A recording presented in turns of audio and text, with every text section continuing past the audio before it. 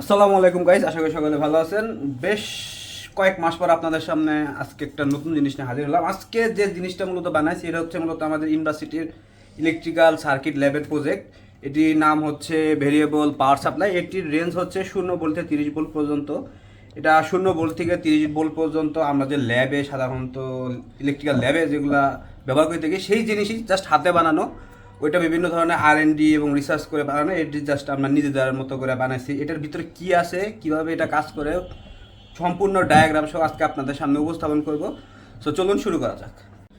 So চলে আসলাম মূল ভিডিওতে। সর্বপ্রথম এইটার আউটার স্পেস থেকে আমরা শুরু করি, আউটার সাইড থেকে শুরু করে এই কেসটি যে দেখতে পাচ্ছেন এটি হচ্ছে মূলত একটি কম্পিউটারের SMPS রয়েছে।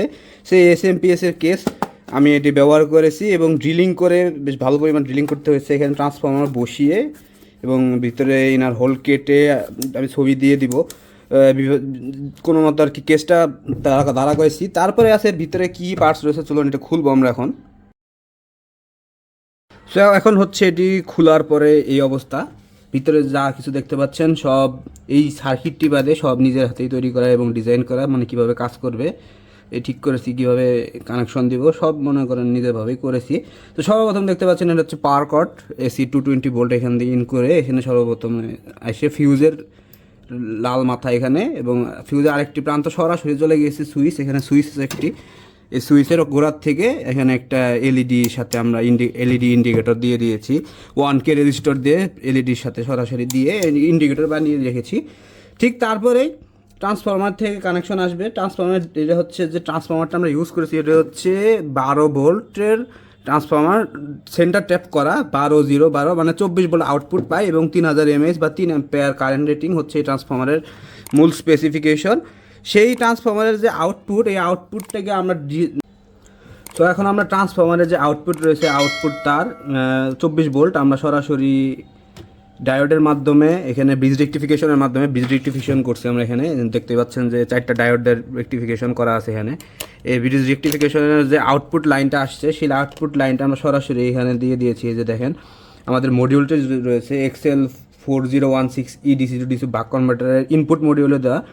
ঠিক তারপর থেকে আউটপুট একটা লাইন পাবো। আউটপুট লাইনের যে ব্ল্যাক তার দেওয়া রয়েছে ওইটা আমরা এখানে দেখবেন আমাদের কিন্তু এখানে ডিসপ্লে আছে। ডিসপ্লের মাধ্যমে এখানে একটা বিশাল বড় কাপ মানে আর কি লুকোচুরি আছে বলতে গেলে। এই ডিসপ্লের লাইন দেওয়া অনেক ঝামেলা এবং আমি লাইন দিতে যেয়েও বিশাল পরিমাণ ভেজালের সম্মুখীন বা প্যারা খাইছি বলতে গেলে। কারণ এটার ইউটিউবে এক এক চ্যানেলে এক এক মানে আর কি ইন্টারনেটের থেকে বের করতে যে এবং এইখানে যে লাইন দেওয়ার পর আমার যে আউটপুট মানে অনেকের সাথে অনেকের মিলে না। আমি যেভাবে দিচ্ছি সেভাবে অনেকের মিলবে না। আমি যেভাবে লাইনে আউটপুট দিচ্ছি মানে কম্পোনেন্টগুলোতে সেগুলোর সার্কিট ডায়াগ্রাম আমি ভিডিওতে দিয়ে দিব মাঝখানে।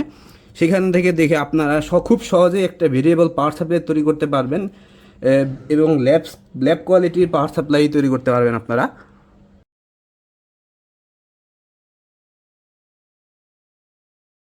এইটার যে রেঞ্জ এটা হচ্ছে 0 থেকে শুরু করে 30 ভোল্ট পর্যন্ত এবং এখানে যদি আমি কনস্ট্যান্ট ভোল্টেজের নবটি ঘুরাই এখানে আমাদের স্টার্টিং ভোল্টেজ হচ্ছে 1.2 এবং এইখানে আমাদের যে ডিসপ্লে আছে ডিসপ্লে যে স্টার্ট হতেই মানে একটা স্টার্টিং ভোল্টেজ দরকার পড়ে ওটি হচ্ছে 3 পয়েন্টের কাছাকাছি গেলে মূলত ডিসপ্লেটি স্টার্ট হয়। আমি যদি ভেরিয়েবলটি ঘুরাতে থাকি এবং এটি যদি আমি বেশ ভালো পরিমাণ ঘুরাই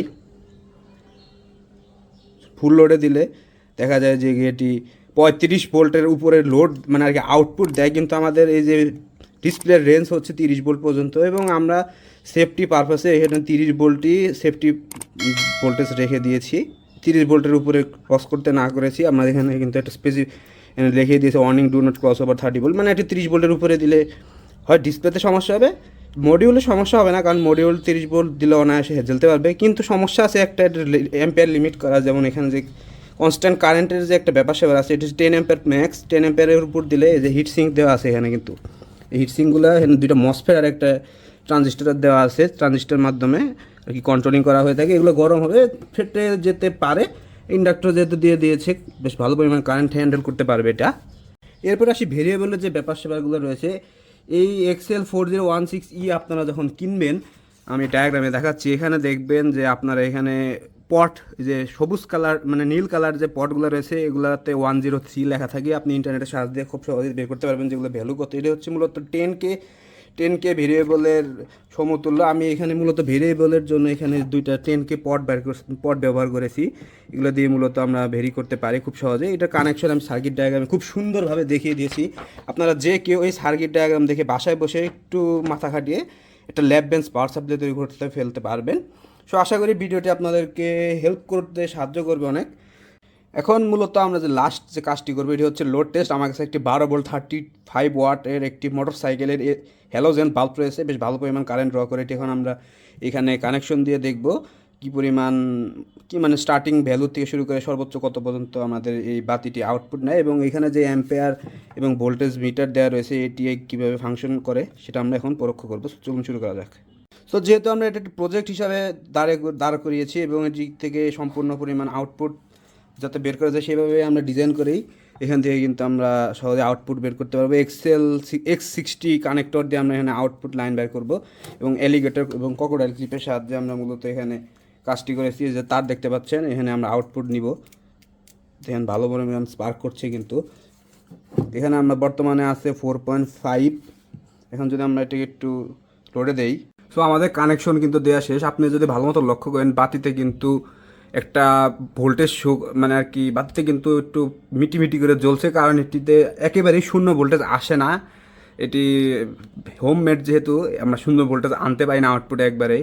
ল্যাব বেঞ্চের পাওয়ার সাপ্লাই যেগুলো যেমন একবারে স্টার্টিং থেকে শূন্য হয়, এটা শূন্য হয় না, এটা একটা ফল্ট সাইড বলতে গেলে। এটা আমরা গবেষণা করে মানে আর কি খুব কম সময় পেয়েছি, যার কারণে এটা আমরা ফাইন্ড আউট করতে পারিনি, শূন্য ভোল্টেজ কেন আনতে পারি না।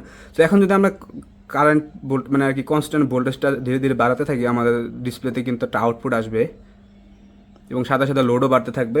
এখানে কিন্তু একটা কারেন্টের ব্যাপার সেবার আছে, আপনারা কিন্তু কারেন্ট অফ করে রাখলে কিন্তু এটা আউটপুট দিবে না। সো আপনাদের এটা নব ফুল করে রাখতে হবে। এটা লোড বাড়ার ভোল্টেজ বাড়ার সাথে সাথে অ্যাম্পেয়ারটাও দেখাবে। এখন যদি আমি অ্যাম্পেয়ার বাড়াতে থাকি আস্তে আস্তে, দেখেন আমাদের কিন্তু 3.4 ভোল্টে 0.1 অ্যাম্পেয়ার এটিকে কিন্তু এখন কনজিউম করছে। আমরা যদি বাড়াতে থাকি আস্তে আস্তে, এটা ম্যাক্স যত পর্যন্ত নিবে ঠিক এই পর্যন্ত আউটপুট দেবে, ওভার ভোল্টেজ দিবে না। এখানে সার্কিটে প্রোটেকশন সিস্টেম দেওয়া রয়েছে, ওভার ভোল্টেজ গেইন করলে এটা আর করবে না, ভোল্টেজ আর উঠাবে না। 13.5 ক্রস করছি আমরা 6। এখন যদি কারেন্টের নবটা আমি একবারে শূন্য করে দিই আমাদের কিন্তু বাতি বন্ধ হয়ে যাবে। তো বলতে গেলে যে ভোল্টেজের সাথে সাথে কারেন্টের একটা সম্পর্ক রয়েছে এখানে, কিন্তু সেটি খুব ভালো মতোই আমরা দেখতে পাচ্ছি। কারেন্ট ভোল্টেজ বাড়লে কারেন্টও বাড়ে, ওমস লর ক্ষেত্রে আমরা পড়ছিলাম। এই বাতিটি কিন্তু সর্বোচ্চ পটেনশিয়াল রয়েছে যেটা হচ্ছে 13.5। এটা যত ভোল্টেজই দেই না কেন এখন কিন্তু এটা আর আউটপুট নেবে না, কারণ সার্কিটের ভিতরে সেরকমভাবে প্রোটেকশন দেয় করা XL4016 ভিতরে মডিউলের ভিতরে। এখন যদি আমি কমাইতে থাকি আরও কমবে। সো এটাই হচ্ছে মূলত পাওয়ার সাপ্লাইয়ের কাজ। সো এখন আমরা বন্ধ করে দিই।